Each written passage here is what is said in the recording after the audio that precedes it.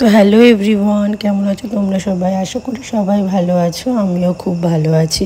তো সকাল সকাল উঠেই রাইসার ফার্স্ট স্কুলের ব্যাগটা রেডি করে দিই, তারপরে রাইসাও রেডি হয়ে যায় স্কুলে যাওয়ার জন্য।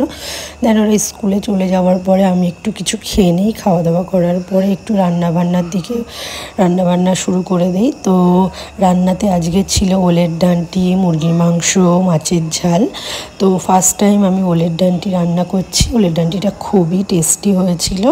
তো তারপরে রান্না করতে করতে আমি আমড়া মাখাটাও খেয়ে নিই। তো তারপরে রাইসা স্কুল থেকে বাড়ি চলে আসে। তো রাইসার স্কুলে রাইসার একটা ফ্রেন্ডের বার্থডে ছিল, তো ওকে রিটার্ন গিফট দিয়েছিল।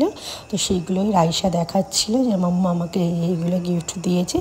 রাইসা তো অনেকই খুশি হয়েছে গিফটটা পেয়ে। তারপরে আমরা চলে যাই ছাদে গিয়ে দেখছি যে মেঘটা একদম অন্ধকার করে এসছে। তো তামিম আর রাইসার তো পাগলামি শুরু হয়ে গেছে। তারপরে সন্ধ্যা হয়ে যায়। সন্ধ্যাবেলা আমি রাইসামণির জন্য একটু পাকোড়া বানিয়ে নিই। রাইসামণির খুবই ফেভারেট হচ্ছে পাকোড়া, আর একদিকে চাও বসাই। তো রাইসামণিকে দিয়েছি। রাইসামণি তো দেখে খুবই হ্যাপি হয়ে গেল যে মাম্মা আমার জন্য পাকোড়া বানিয়েছে।